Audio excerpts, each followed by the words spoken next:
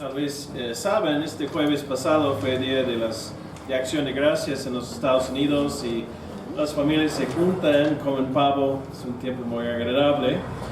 Y para muchos, de donde vengo yo, este fin de semana es importante para otra razón, porque el día de mañana empieza una temporada de caza de venados machos, donde muchos, incluyéndome a mí como joven y muchos de mi familia, mi papá, mis tíos, mis primos, llegan a una cabaña en el norte del estado, en una zona muy boscosa, y por los días lunes y martes y a veces hasta miércoles, pues uno caza venados. Y es algo que cuando vivimos ahí, mi esposa y yo por un año, luego mis parientes nos llevaban carne de venado para comer carne de venado. Es algo común ahí, es una cultura distinta.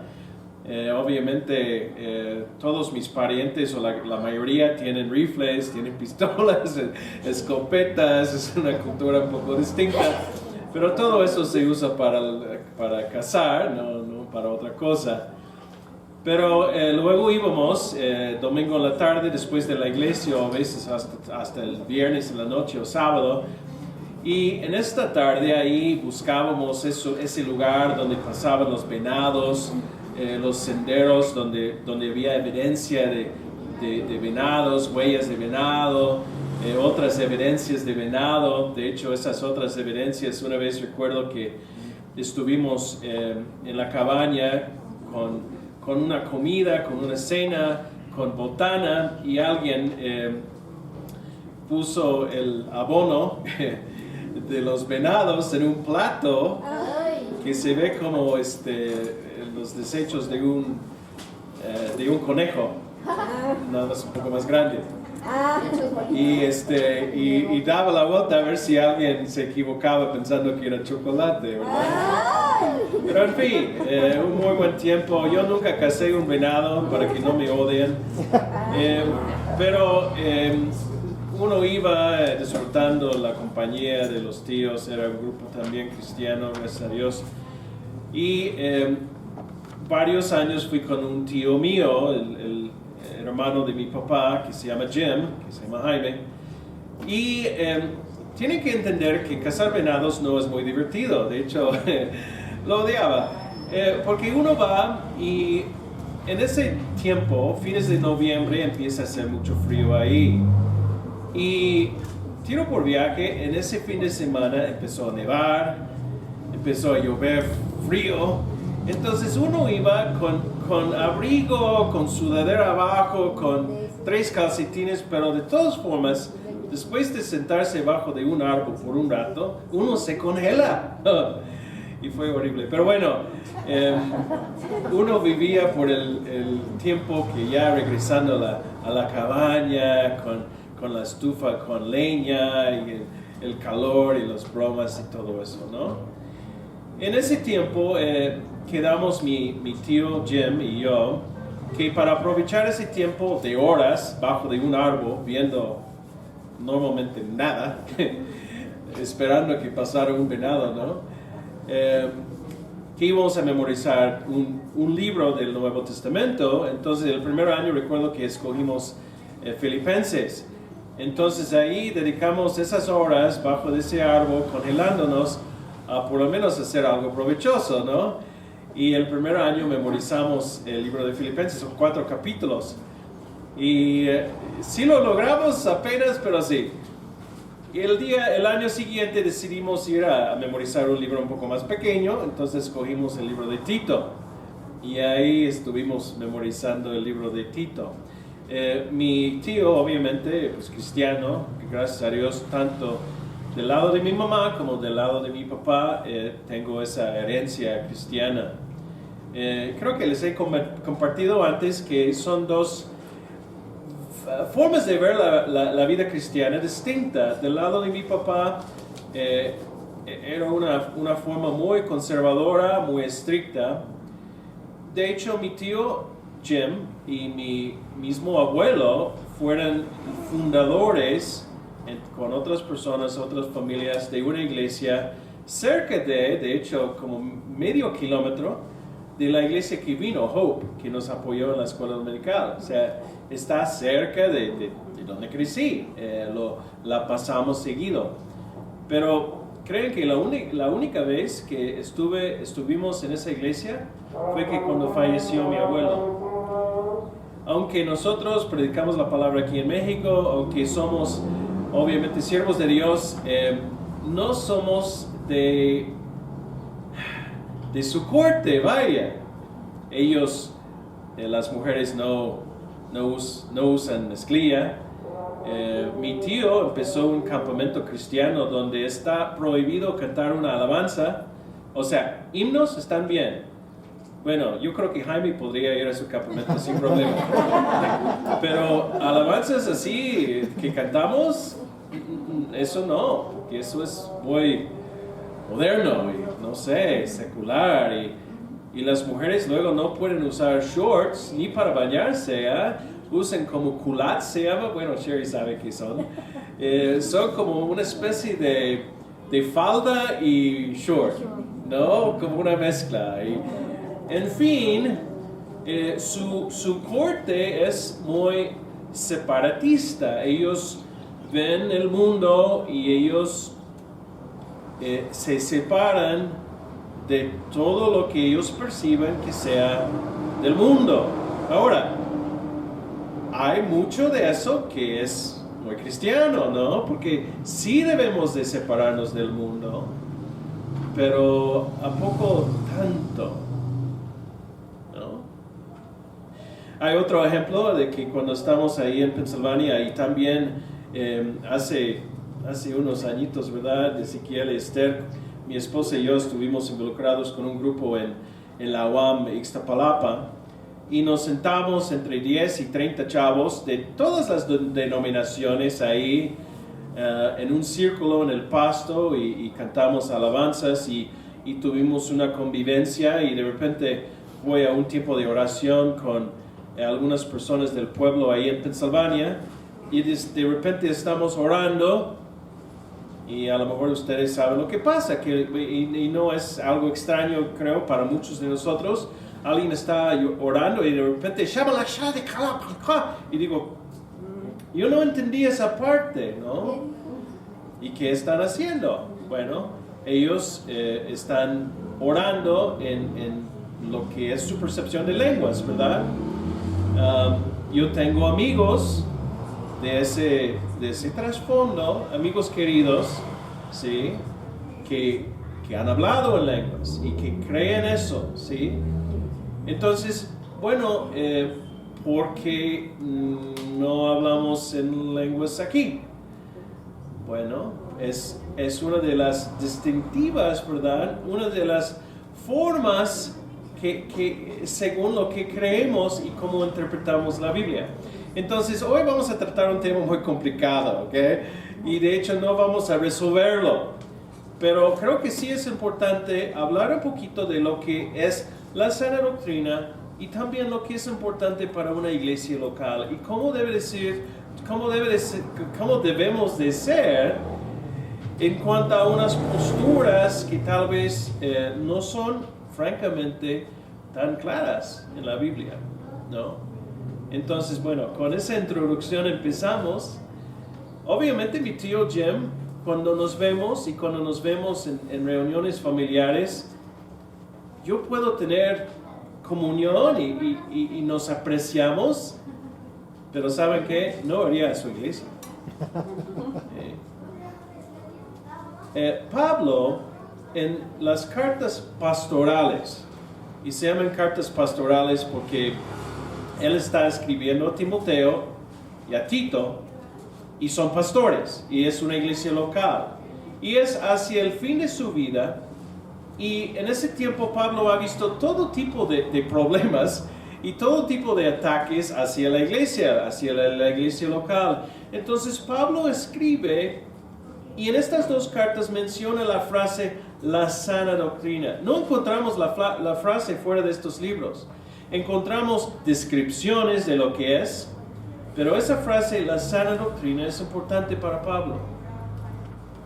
Entonces, les invito a que abran sus Biblias Y vamos a empezar a ver algunos pasajes donde Pablo precisamente menciona esta frase. Segundo de Timoteo 4, y por cierto, hay unos apuntes, hay una hoja de apuntes, si la tienen ahí, vamos a estar viendo. Y segundo de Timoteo 4, del 1 al 3, en presencia de Dios y de Cristo Jesús. Es algo importante, que va en presencia de Dios y de Cristo Jesús. O sea, escúchenme, que ha de venir en su reino y que juzgará a los vivos y los muertos. O sea, esto es cuestión importante. Te doy este solemne encargo. Predica la palabra, persiste en hacerlo, sea o no sea oportuno. Corrige, reprende y anima con mucha paciencia, sin dejar de enseñar, porque llegará el tiempo en que no van a tolerar la sana doctrina, sino que llevados de sus propios deseos se rodearán de maestros que les digan las novedades que quieren escuchar, que quieren oír. En Tito 2:1 también dice, tú en cambio predica lo que está de acuerdo con la sana doctrina, la que es limpia, la que es según la palabra. Entonces la sana doctrina es la enseñanza de la palabra de Dios. La sana doctrina principalmente es la enseñanza de la palabra de Dios. Doctrina quiere decir ¿qué? Enseñanza, ¿no? Doctrina es enseñanza. Entonces la sana doctrina es la enseñanza de la palabra de Dios. Segundo de Timoteo 1, segundo de Timoteo 1 del 13 al 14, dice, con fe y amor en Cristo Jesús, sigue el ejemplo de la sana doctrina que en mí aprendiste. Ahora, Pablo aquí está diciendo que viste la sana doctrina en mí. Obviamente está hablando de lo que él enseña, pero está también hablando un poquito más allá de lo que solamente enseñó. Está diciendo lo que viste en mí, en mi persona, en mi carácter. Entonces, la sana doctrina también se conoce por una vida y por consecuencia por una iglesia que refleja a Jesús. Podemos tener una enseñanza muy sana, pero si no se aplica a la vida y si no hay un cambio de vida, ¿realmente estamos predicando la sana doctrina? ¿O somos una iglesia de sana doctrina? Pues no, porque sabemos que es posible escuchar algo y no seguirlo, y no aprenderlo, y no ponerlo en práctica. Entonces eso es el otro enfoque que Pablo tiene. En Tito, si quieren buscar Tito, un libro un poco más adelante, ese es un pasaje que vemos con los hermanos cuando estamos hablando de las características de un líder en la iglesia. Empezando con versículo 5, te dejé en Creta para que pusieras en orden lo que quedaba por hacer y en cada pueblo nombrarás ancianos de la iglesia, de acuerdo con las instrucciones que te di. Entonces luego vemos cómo debe de ser un anciano. Un anciano debe ser intachable, esposo de una sola mujer, sus hijos deben ser creyentes, libres de sospecha de libertinaje o de desobediencia. El obispo tiene a su cargo la obra de Dios y por tanto debe ser intachable, no arrogante, ni iracundo, ni borracho, ni violento, ni codicioso de ganancias malavidas. Al contrario, debe ser hospitalario, amigo del bien, sensato, justo, santo y disciplinado. Debe apegarse a la palabra fiel según la enseñanza que recibió, de modo que también puede exhortar a otros con la sana doctrina y refutar a los que se opongan. Entonces vemos una base de esa capacidad de enseñar la sana doctrina, es que debe de vivirla, ¿no? Debe de aplicarse la sana doctrina a sus vidas. sabemos que es una tendencia humana, que es un pecado en que podemos todos caer, y un pecado que Jesús criticaba mucho, y creo que también criticamos mucho. Y ese pecado es cuando enseñamos o cuando aparentamos algo que no es realidad en nuestra vida. Y esa palabra se llama hipocresía, ¿verdad? Entonces, cuando estamos hablando de una doctrina y una enseñanza de la sana doctrina, también esa sana doctrina debe de reflejarse en una vida y en una iglesia que refleja a Jesús.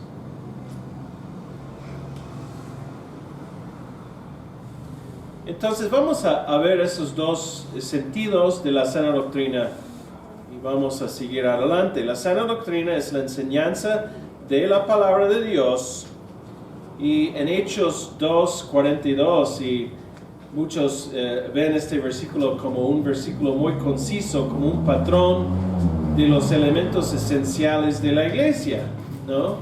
Cuando se instituyó, cuando se estableció la iglesia en el día de Pentecostés, en Hechos 2, encontramos que se mantenían firmes, Hechos 2:42, en la enseñanza de los apóstoles. ¿Qué es eso? La sana doctrina, su doctrina, ¿verdad? En la comunión, en el partimiento del pan y en la oración. Ahora vamos a ver esa segunda parte del versículo más adelante. Pero en esta primera parte vemos que ellos se pegaban a la enseñanza o la doctrina de los apóstoles. En ese tiempo todavía no tenían el Nuevo Testamento escrito, ¿verdad? Eso pasó unos pocos años después. Entonces seguían la enseñanza verbal de los apóstoles. Y si queremos ver también Efesios 2, 19 al 20. Efesios 2, 19 al 20. Por lo tanto,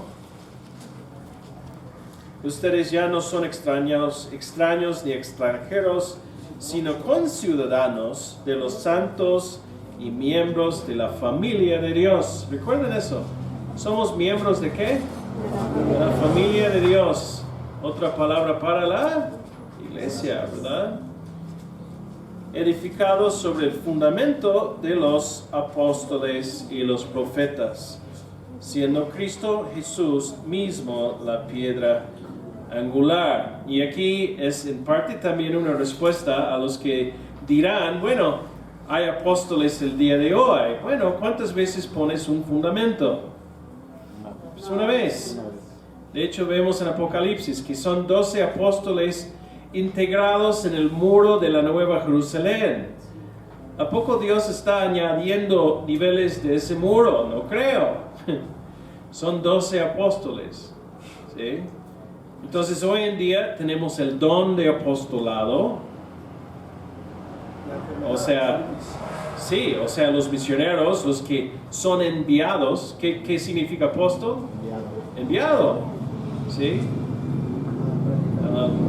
David Gómez no está aquí, entonces puedo hablar con él. Lo enviamos lejos, ¿verdad? Para deshacernos de David, lo enviamos hasta Uruguay. Es en cierta forma, un apóstol, es un enviado, ¿no? Pero en cuanto a la autoridad y la enseñanza de los apóstoles 12, ya no hay. ¿Sí? Ya no hay. Entonces, bueno, es otro tema. Otro tema relevante también, porque hoy en día la moda de ver quién puede ser el apóstol, el profeta, el evangelista, el pastor y el pobre maestro, pobrecito, ¿verdad? Que queda hasta el quinto lugar. En vez de querer ser siervos, queremos exaltarnos, parece. Pero, bueno, es otro tema. Pero vemos bajo la sana doctrina la importancia de la hermenéutica. Cómo interpretamos la Biblia. Ahora, tuvimos un curso de la hermenéutica, fue hace ya tiempo, y vimos en ese curso que hay muchas reglas, muchos principios de cómo interpretamos la Biblia. Y no solamente la Biblia, cómo interpretamos cualquier libro, ¿verdad? Porque reconocemos si un libro es ficción o no ficción. Reconocemos si un libro es un libro de poesía o a lo mejor profecía. Entonces, hay muchas reglas, no vamos a meternos en todo eso, pero lo más importante aquí es que hay una razón por la cual creemos lo que creemos. Y hay una razón por la cual aquí enseñamos lo que enseñamos.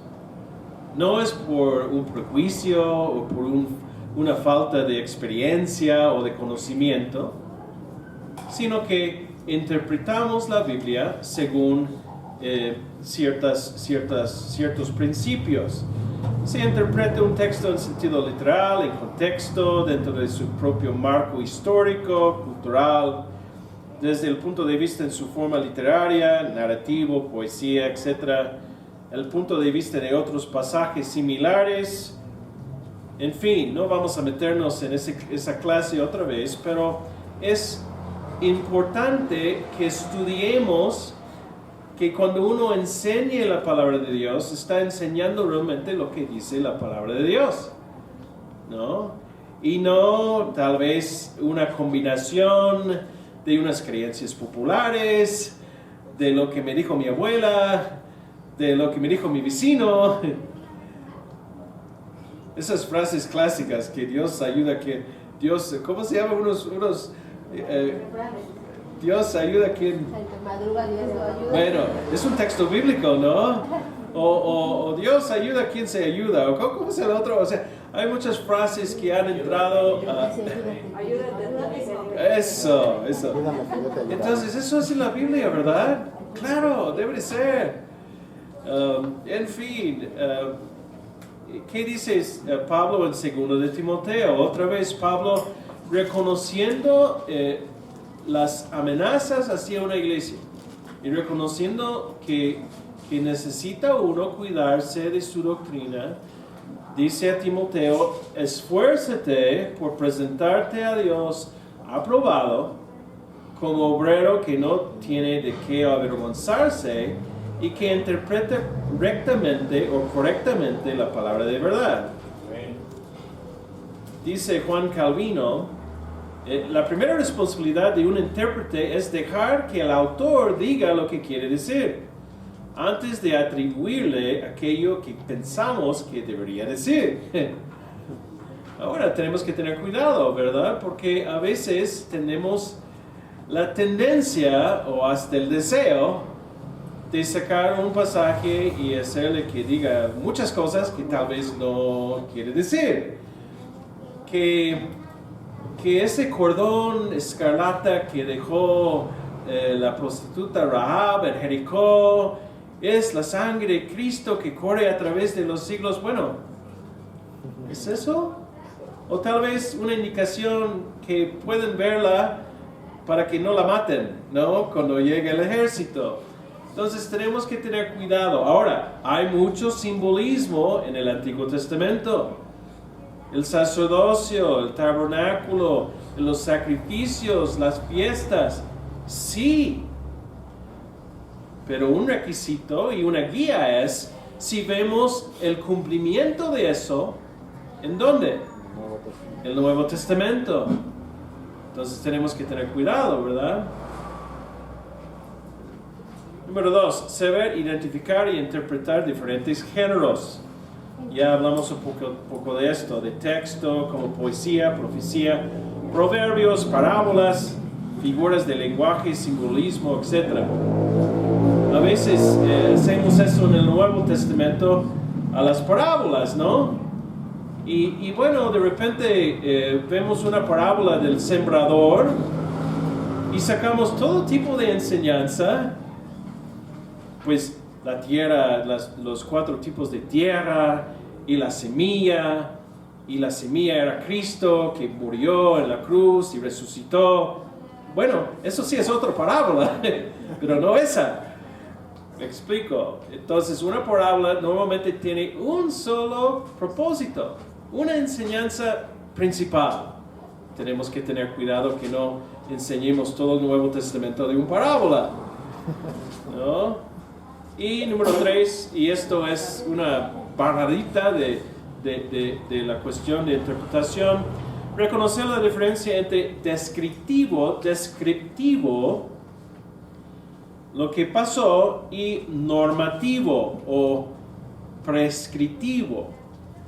Es decir, cuando algo pasa, eso quiere decir que pasó a esa persona una vez y punto, o eso debe pasar a cada cristiano para los siglos. O qué tal si pasa varias veces. Por ejemplo, cuando cuando recibió el romano el evangelio, Cornelio, ¿qué fue una evidencia de que él había recibido el Espíritu? Habló en otras lenguas. Y esa instancia pasa 2 o 3 veces en el principio de Hechos. Ahora, algunos dirían, ya ven, cuando alguien tiene el Espíritu tiene que hablar en otro idioma. Pero piensen un poquito en esto. Si tú eres un judío, que tu papá era un buen judío, tu abuelo un buen judío, tu bisabuelo, tu tatarabuelo, tú no sé hasta cómo va después, yo no sé. Y seguían la ley de Moisés, la ley de Dios fielmente. Y eran el pueblo de Dios. Y de repente ves un gentil, un pagano, recibiendo el Espíritu, y vas a decir, ¿cómo? ¿Cómo pueden ellos ser salvos? Eso es imposible. Que fue una evidencia muy fuerte que no era imposible. De hecho, lo mismo que pasaban a ellos, pasaban a Pedro y los judíos en Hechos 2. ¿No? Entonces, fue una evidencia que el plan de Dios ya llegó al nuevo pacto en su sangre, no en el sangre de becerros o de corderos. ¿Me explico? Entonces, ¿por qué no hablamos aquí que uno debe de a fuerzas hablar en idiomas? Por cierto, son idiomas. ¿Por qué? Porque eso fue una evidencia del poder de Dios en ese momento para un propósito específico, entre otras cosas, evangelizar el mundo. ¿Qué es más fácil? Que un pobre como yo tenga que sufrir con el español y después de estar aquí 25 años y todavía no hablo bien, o en un solo día Dios da la capacidad de que la iglesia recién nacida en Pentecostés hable miles de idiomas, o cientos por lo menos. ¿Qué sería una táctica más eficiente y más poderosa? Pues eso. Entonces, en un fin de semana se evangelizó el mundo, hermanos. Por lo menos el inicio de la evangelización del mundo, con ese don de lenguas. Y vemos que sigue, pero hasta cierto punto. Bueno, es cuestión de ¿qué? Interpretación.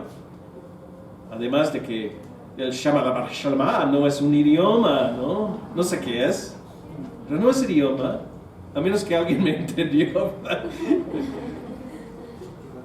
Bueno, en fin. Cuando los discípulos o los apóstoles sanan personas en el libro de Hechos, ¿es normativo? Eso quiere decir que todos los cristianos debemos de poder sanar a las personas. Híjole, qué padre, pues vamos a los hospitales ahorita mismo, hermanos, ¿no? Entonces, bueno, ¿eso quiere decir que Dios no puede sanar? No. Pero no es una característica de un cristiano o la vida cotidiana cristiana hoy en día. Eso no quiere decir que Dios no puede sanar. Entonces tenemos que ver estas cosas. Pablo aparentemente fue transportado al tercer cielo. Bueno, Pablo nunca dice que soy yo, pero habla de un hombre que conoce, que parece que fue Pablo, ¿no? Eso quiere decir que nosotros debemos de ser transportados al tercer cielo. ¿Alguien? No sé. ¿Nadie? Ay, hermanos, no son santos, no tienen el Espíritu. Cosa y luego escuchamos. ¿Por qué? Porque bueno, vamos a hablar de eso ahorita. Si todos somos cristianos, ¿por qué tantos grupos? ¿Por qué tanta diversidad de creencia? Ahora, ven unas 3 listas. Estas 3 listas no son completas, podríamos añadir, pero nos da una idea. Y yo creo que si vemos las listas, podemos entender dónde voy. Bajo de dogma, esa es la doctrina fuerte. Hermanos, si no creemos eso, no somos cristianos. ¿Ok? Si no creemos que Dios existe en 3 personas, que Jesús es 100% Dios y hombre, que la salvación viene por gracia, por fe, que Jesús es el único camino al cielo, que Cristo murió y resucitó. Son cuestiones esenciales. Si no creemos en eso, a lo mejor somos mormones, a lo mejor somos testigos de Jehová, a lo mejor somos, y ustedes pueden llenar el espacio, luz del mundo, algunos católicos, ¿sí? Ahora, la segunda columna son las preferencias. Uno puede ser cristiano, pero tener diferencias en esta columna. A ver si les suena algunas. La validez y uso de lenguas hoy. Cómo interactuamos con el mundo espiritual. Los encuentros de poder, los demonios, voy a echar fuera demonios. Hermano, ven al auditorio municipal. Esa fue una llamada que recibí. Vamos a echar fuera un demonio, se llama Legión y son muchos. Y necesitamos apoyo. ¿Quieren escuchar cómo terminó la historia? ¿Qué función tiene la profecía hoy? Hay iglesias donde de repente alguien se pone de pie. Normalmente son mujeres, no sé por qué. Pero dice, recibí un mensaje de Dios y Nat se va a casar con... No. Y Nat dice, híjole, ni se quiere, ni me gusta.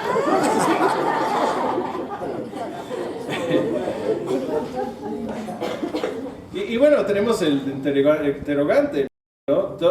¿Cómo sabemos, perdón por ser escéptico, hermanos, pero cómo sabemos que esa persona recibió ese mensaje del Espíritu?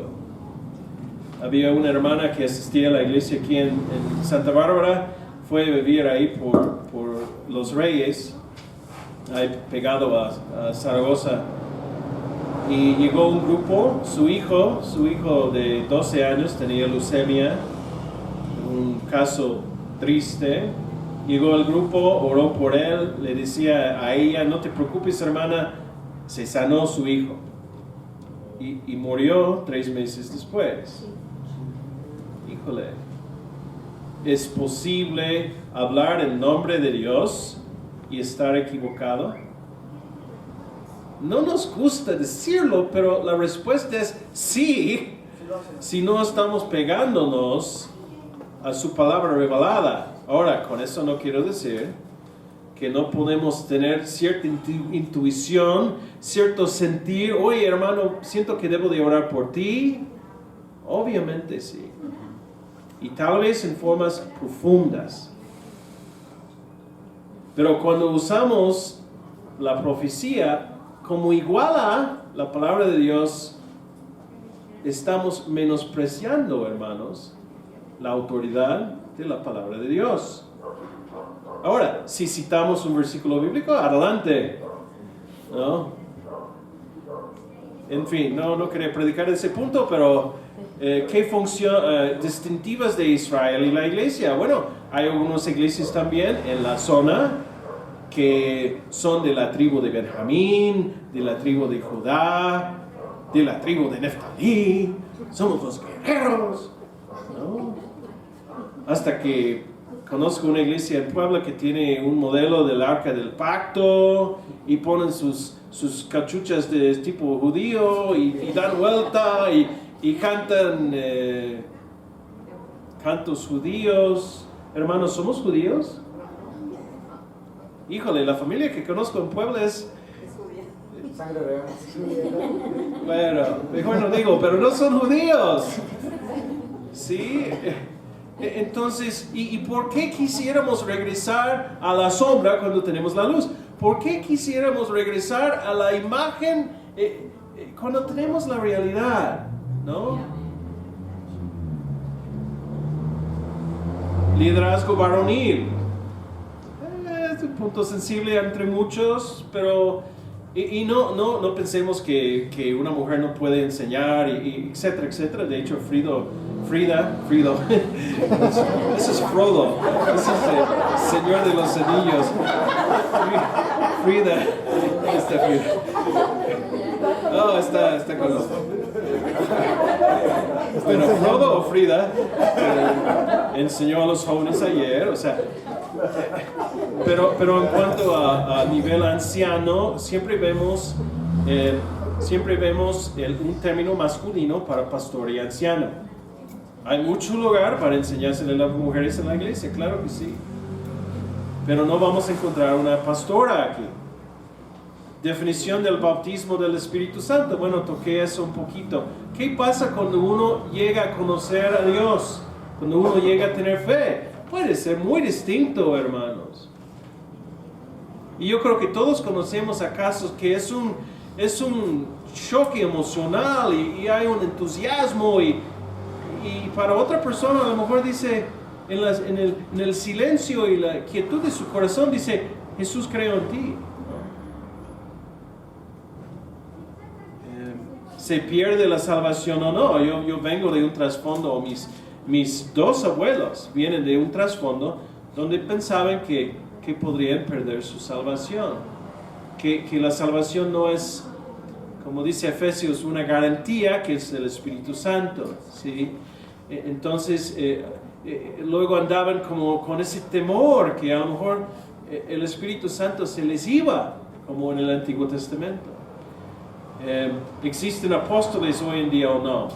Bueno, entonces, en esa columna luego es donde más tenemos preguntas o posiblemente conflictos, ¿no?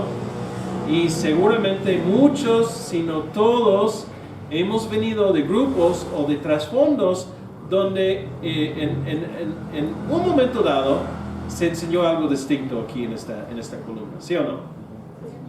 ¿Quieren levantar la mano? Entonces, bueno, es obviamente, primeramente les pedimos confianza, porque si enseñamos estas cosas hay muchas buenas razones, ¿verdad? Y también, obviamente, el deseo y lo que vamos a ver más adelante es que la iglesia local sea unida, que seamos del mismo sentir. Y puede ser que tengamos aún dudas o preguntas, y eso es válido, de algunos de estos puntos. Oye, ¿qué tal este versículo? Parece ser que aquí Jesús da al Espíritu Santo a los discípulos antes de Pentecostés. ¿Qué hacen con eso? Entonces Pentecostés es la segunda bendición, ¿no? Son referencias reales, pero obviamente hay respuestas. Y tal vez no hay respuestas ideales o perfectas, pero hay respuestas. ¿Sí? ¿He confundido a todos hasta ahorita o andamos medios? Yo sé que son temas complicados, pero son importantes, porque yo sé que la mayoría de las iglesias en la zona y en México van a enseñar las lenguas, van a hablar de la profecía. Entonces, ¿por qué no lo hacemos aquí? Bueno, hay razones. Ahora, preferencias, estilo de música. Aún entre Jaime y yo, vemos que Jaime les gusta los himnos. A mí me gustan más las alabanzas, ¿no? ¿Es válido? Organización y liderazgo. Algunas iglesias que nos apoyan en los Estados Unidos manejan diáconos y el pastor. No manejan ancianos. Bueno, ok, vemos ancianos y vemos pastores en la Biblia. Todo tipo de organización, ¿no? Eso puede variar. Grupos y reuniones, cómo nos organizamos, cómo se hace el bautismo. Mi mamá tuvo que bautizarse de nuevo en la iglesia donde están, porque en su iglesia le bautizaron hacia atrás una vez. Y en la nueva iglesia le bautizaron hacia adelante 3 veces. Cuidado, es muy importante eso. Vestimenta. Me dice la hermana Carmen que luego viene gente aquí a la iglesia, que la hermana Carmen, pecadora, tiene aretes, ¿no? Caray.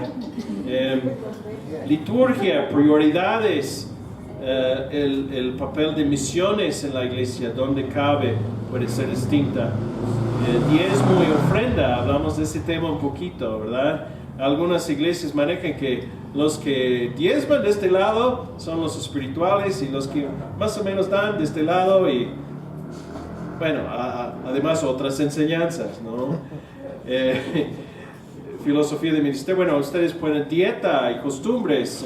Algunos hermanos siguen como más de los hermanos del séptimo día, como no comen puerco. Hermanos, no tienen la bienvenida en esta iglesia porque aquí comemos puerco. Bueno, vamos a aclarar eso. Postura ante el divorcio. Algunas iglesias dicen, bueno, aceptamos un diácono o un anciano que ha sido divorciado. Otros no. Otros dicen, bueno, sí, pero, etcétera. Bueno, entonces, y no solamente el divorcio, sino casarse de nuevo. Hay posturas variadas en cuanto a eso. Entonces, ¿qué debemos de ser nuestra postura ante la comunidad cristiana en general? Pero antes de seguir, no sé si he provocado a alguien que quiere hacer un comentario. Yo sé que es peligroso, pero si alguien quiere decir, oye, tengo una pregunta de esto, o qué tal de esto. Todos quieren hablar, pero tienen miedo.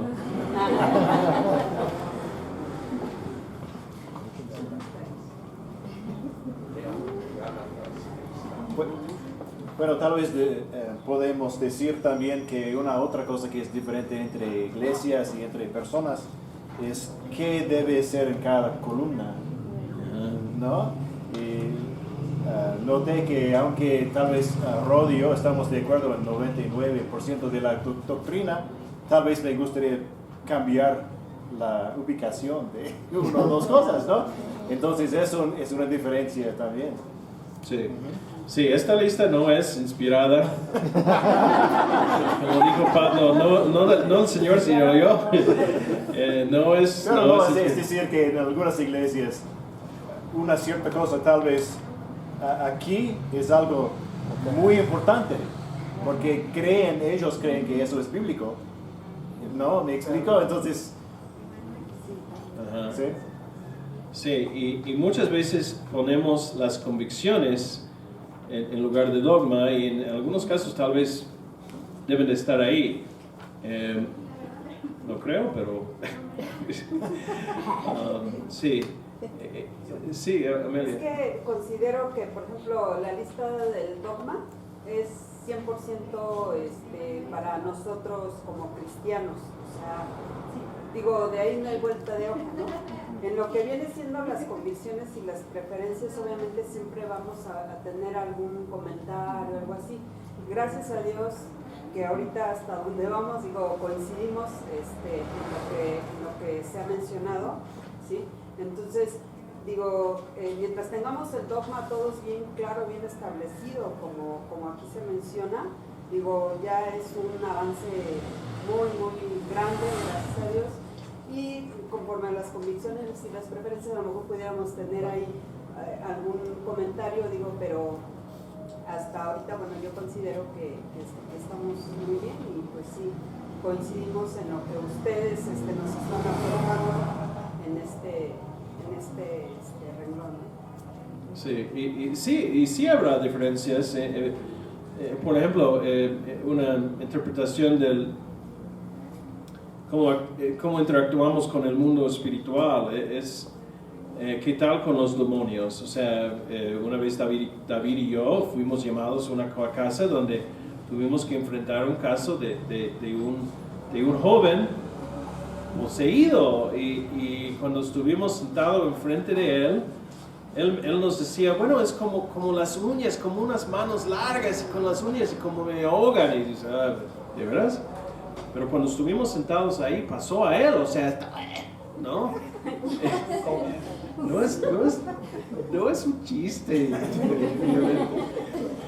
Entonces, ¿cómo enfrentamos eso? Hay muchos temas aquí, ¿verdad? Entonces, yo sé que he abierto como la caja de Pandora un poquito, pero el punto es, como iglesia debemos de, y bueno, vamos para allá, pero debemos de ser de un mismo sentir.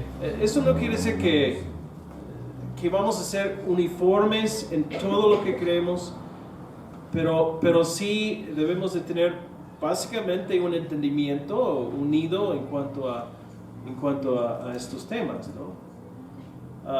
La mayoría, bueno, estas convicciones llegan a través de cómo interpretamos ciertos pasajes de la Biblia.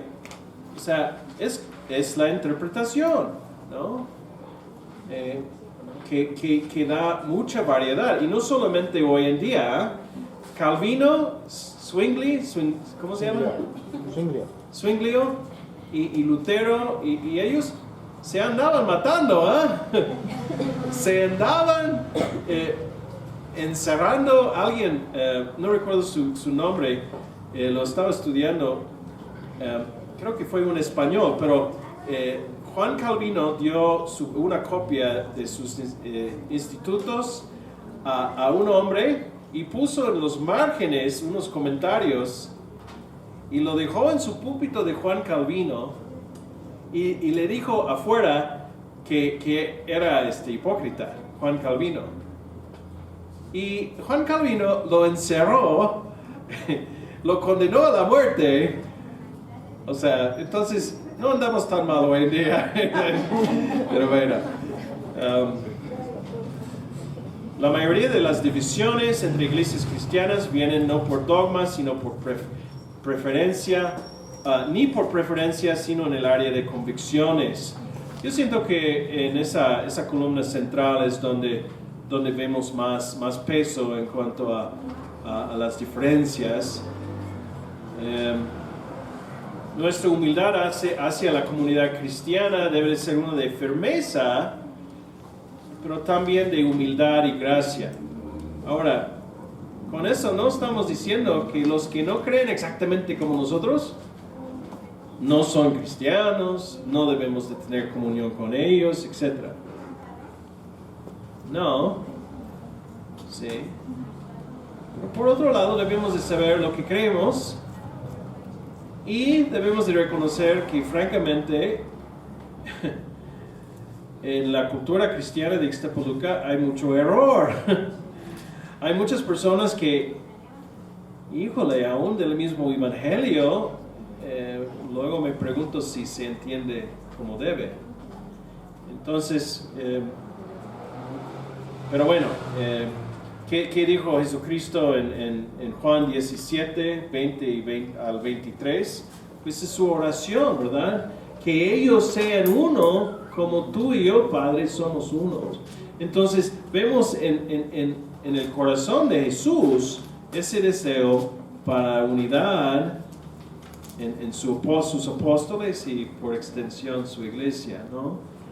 Entonces, que no seamos como, vaya, para usar un ejemplo que ya usé, no seamos como mi tío Jaime, que, híjole, ese Rod y Mayra son medios, no sé, ¿no? Sino que tengamos, que seamos accesibles y que tengamos comunión hasta donde podamos con la familia de Dios, ¿no? ¿Sí? Pero reconociendo también lo que creemos.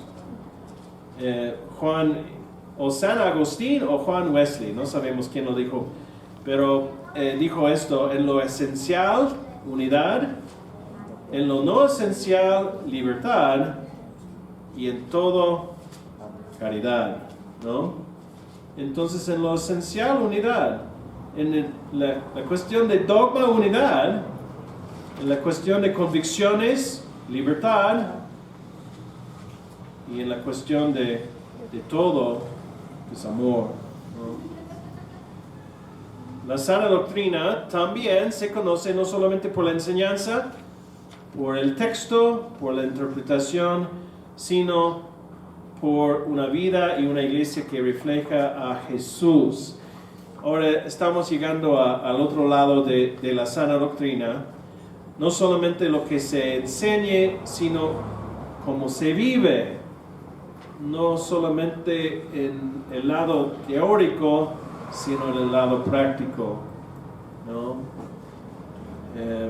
En el contexto de la iglesia local, estamos hablando de nosotros, debemos de ser del mismo sentir. Si alguien quiere buscar Filipenses 2, 1 y 2, por favor. Filipenses 2, 1 y 2. Y si nos puede hacer el favor de leerlo.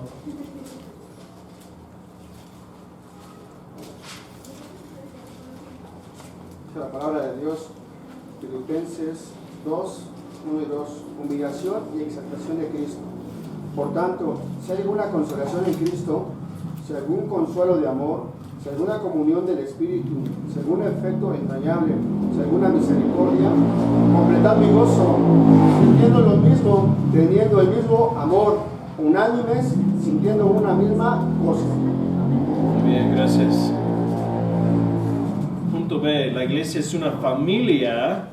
La iglesia es una familia donde la relación, escuchen esto, la relación entre nuestros hermanos de la fe o en la fe es más importante y más duradera que la relación entre nuestros hermanos físicos. Y dice, pues, no, eso suena fuerte. Pues sí, pero no lo digo yo. Si quieren buscar, por favor, Lucas 14, del 25 al 27, Lucas 14, del 25 al 27. ¿Alguien quiere leerlo? Sí, Amelia. Lucas 14, 25. Lo que cuesta seguir a Cristo. Grandes multitudes iban con él y volviéndose les dijo: si alguno viene a mí y no aborrece a su padre y madre y mujer e hijos y hermanos y hermanas y aún también su propia vida, no puede ser mi discípulo. Y el que no lleva su cruz y viene en pos de mí, no puede ser mi discípulo. Ok, muy bien. Esa versión dice aborrece. La versión que uso yo dice que no sacrifica el amor. No sé si alguien tiene otra versión que dice otra cosa. Pero el punto aquí es, híjole Jesús, ¿qué es eso? Ahora, yo creo que lo que podemos obviamente decir por tantas otras cosas en la Biblia es que no, Jesús no está diciendo que debemos de aborrecer a nuestros papás o nuestros hermanos, pero en el contexto está hablando de un compromiso hacia Él, ¿no? Uno debe de tomar su cruz y sígueme. O sea, es un compromiso comparado con el compromiso que debemos de tener con Jesús. El compromiso hacia la familia debe de ser menor. Si es un concepto radical para un mexicano, era un concepto aún más radical para un judío de ese siglo. Porque para ellos la familia era todo. Y que ustedes dicen lo mismo, ¿verdad? La familia es todo. Pero Jesús dice, no. Y nos cuesta escuchar eso, ¿verdad? Nos cuesta escucharlo. Y para los judíos, también. Mateo 12. Buscan a Mateo 12, 46 al 49. Mateo 12, 46 al 49. ¿Quién lo tiene? Oscar, otra vez, adelante. La madre y los hermanos de Jesús, mientras él, Jesucristo, aún hablaba a la gente, he aquí, su madre y sus hermanos estaban afuera y le querían hablar. Y le dijeron uno, he aquí tu madre y tus hermanos están fuera y te quieren hablar. Respondió él, Jesucristo, al que le decía esto, dijo: ¿quién es mi madre y quiénes son mis hermanos? Y extendiendo su mano hacia sus discípulos dijo: he aquí mi madre y mis hermanos, porque todo aquel que hace la voluntad de mi Padre está en los cielos. Ese es mi hermano y hermana y madre. O sea, piensa, si eres varón hijo, estás en una casa, en un convivio, y de repente tocan afuera y es tu mamá, y te dicen adentro: oye, tu mamá te busca, ¿qué haces? Dejas todo. En media oración estás practicando y vas con mamá, ¿no? Porque mamá manda.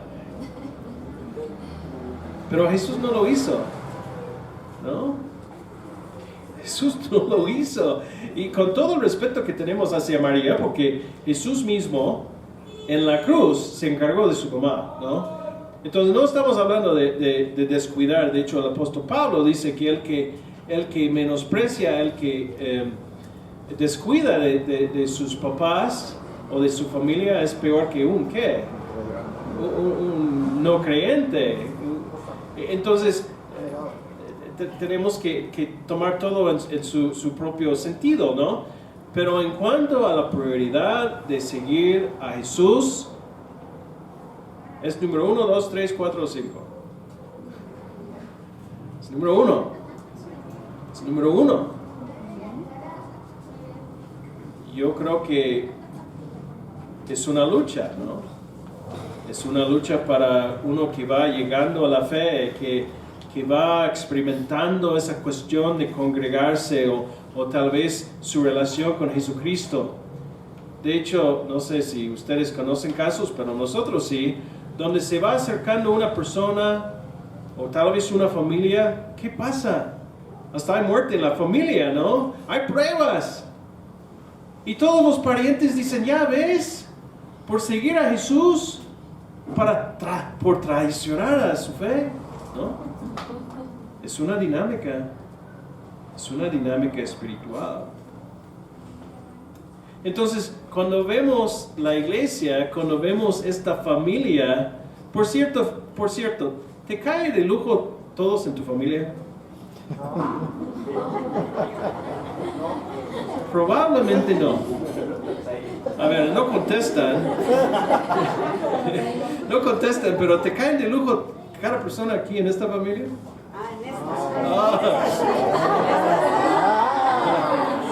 Ahora, ¿qué es el punto? El punto no es que en cada relación vamos a ser mejores amigos, que vamos a identificarnos al 100. El punto es que no voy a tener o vamos a tener el deseo de invitar a cada persona en la iglesia a tomar un café. Pero la familia es un lugar donde siempre te van a aceptar, ¿verdad? La familia es el lugar donde siempre tienes la bienvenida, donde contribuyes. Lo que nos une como familia, como una familia física, pero más allá una familia espiritual, son los lazos que tenemos, ¿no? Hablando de nuestro Padre. Nuestro Padre, ¿quién es? Dios, Jesús. Entonces, también tenemos que tal vez reorientarnos de cómo vemos la iglesia. Nos necesitamos, ¿verdad? Y aunque tal vez todos no me van a caer de lujo, aunque no puedo pensar en nadie que, o sea, no estoy pensando en 4 personas que se están sentando por ahí. No, o sea, no, pero el punto es que en la familia siempre hay una pertenencia, ¿no? Siempre hay un apoyo. Ahora vamos a seguir. Debemos, como comunidad de fe, ejercer las funciones de una familia. Convivir. Somos buenos de eso, ¿no? Convivir. Comer juntos. Jugar juntos. Estudiar juntos. Bautizarnos juntos. Tal vez podremos hacerlo más. Tal vez podremos invitarnos a las casas más, ¿no? Esa convivencia es una parte de la familia. De hecho, hay estudios que dicen que no sentarnos como familia a comer es un asunto sociológico más fuerte que el fumar y los desórdenes alimenticios. O sea, la base de sentarnos como familia a convivir es muy, muy importante. Y también en la familia, ¿no? Aunque pierde México, estamos juntos, pierde México, no importa. Comemos hamburguesas, estamos felices. Todavía los Estados Unidos tienen chance. Y creo que Canadá ganó, bueno, no sé, estaba, ¿no? Poco. Híjole. La esperanza de la CONCACAF son los gabachos. ¿Qué dice Juan 3, 34 y 35? No lo busquen, yo lo leo, y ustedes lo saben. Este mandamiento nuevo les doy, que se aman los unos a los otros. Así como yo los he amado, también ustedes deben amarse los unos a los otros. De este modo, todos sabrán que son mis discípulos. ¿Cómo van a saber el mundo que somos discípulos? Cuando ven el amor que tenemos. Cuando ven la buena onda que existe entre nosotros. ¿No? Oye, eso no existe en el mundo, ¿verdad? ¿A poco se aman en su trabajo? ¿A poco se aman en la calle? ¿A poco se aman en su familia? No. Y Hechos 2:42, recuerden que vimos ese versículo antes. ¿Qué es la segunda parte? Bueno, la doctrina de los apóstoles, luego ¿qué?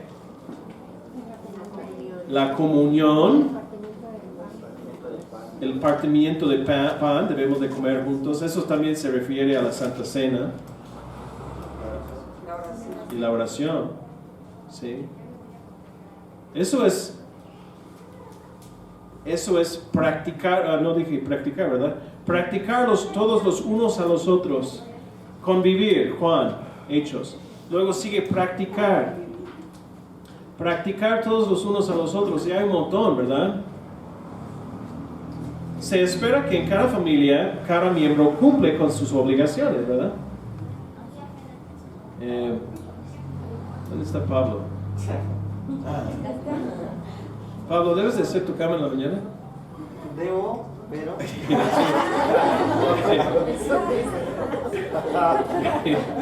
Perdón, mal ejemplo.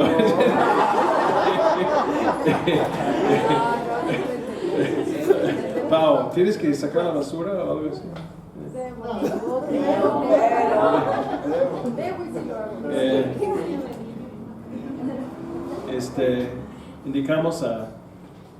Indicamos a Natán que debe de cambiar sus chones todos los días, que debe de limpiar los dientes en la mañana, en la tarde, ¿no? Que el esposo debe de arreglar la puerta.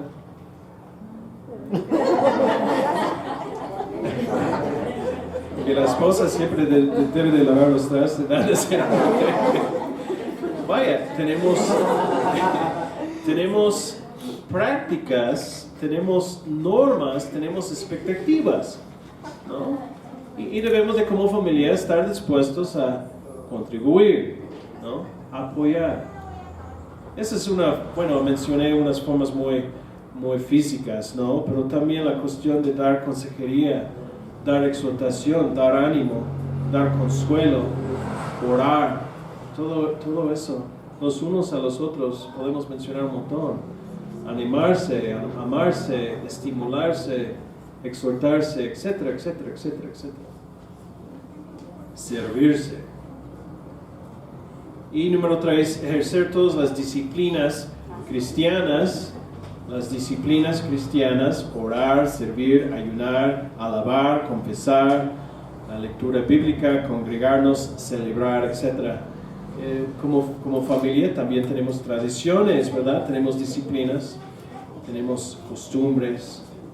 Y las costumbres cristianas son esas, ¿no?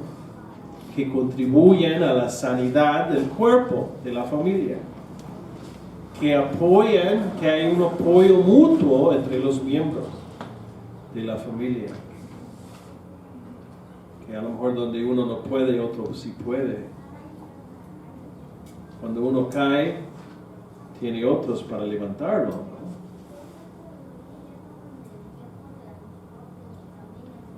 Conclusión, aplicación. Como los de Berea, en Hechos 17:11, dice Pablo, Lucas que escribió, estos eran de sentimientos más nobles que los de Tesalónica, de modo que recibieron el mensaje con toda avidez y todos los días examinaban las escrituras para ver si era verdad lo que se les anunciaba, que escudriñaban las escrituras. Pablo dice en Gálatas que si alguno de nosotros, o sea, Pablo incluye a sí mismo, o sea, todos somos capaces de equivocarnos. Imagínense, si Pablo lo dice Pablo, pero aun si alguno de nosotros, Gálatas 1:8, o un ángel del cielo les predicara un evangelio distinto del que les hemos predicado, que caiga bajo maldición. Entonces, en cuanto a la doctrina, siempre debemos de ser vigilantes. Debemos de estar checando, oye, lo que está predicando del púlpito, ¿está conforme a la Biblia? ¿Está conforme a lo que es la sana doctrina? ¿No? Y si de repente escuchas, bueno, lo que pasa es que pues el concepto de David y de Moisés y de Abraham, de tener varias esposas, pues eso está en la Biblia, ¿no? Híjole, levántense, por favor. ¿Sí? Un ejemplo. B. Recordamos que la sana doctrina siempre se refleja en una persona y una iglesia amorosa y santa. La sana doctrina no es un fin en sí, es un fin que transforma, es un fin que cambia. La Biblia tendrá su fruto, la predicación tendrá su resultado. Y si el árbol es bueno, el fruto va a ser bueno, ¿verdad? Si la enseñanza es buena, el resultado va a ser buena. O debe de. Pero no es tampoco automático, tenemos que aplicarlo a nuestras vidas. Y debemos comprometernos en una forma profunda a esta familia espiritual. Ahora, aún reconociendo que tendremos nuestras diferencias de personalidad, diferencias de trasfondo, diferencias hasta de idioma, de cultura, pero en términos generales debemos decir, bueno, sí, estoy de acuerdo de lo que se enseña aquí, estoy de acuerdo de lo que se predica y voy a apoyarlo, ¿no? Porque reconozco que es buena enseñanza, ¿sí? Y eso nos ayuda con todo lo demás de ser una familia del mismo sentir. Y créeme, no estoy predicando este mensaje porque creo que no seamos. La verdad, a mí me ha dado mucho gusto en medio de un fin de semana muy complicado para nuestra hermana Violeta, su familia, ver a una iglesia unida, ver a una iglesia apoyando y ministrando. Qué padre, ¿no? Luego en el día de aniversario es todo relajo, es también parte de la familia, ¿no? Qué bien.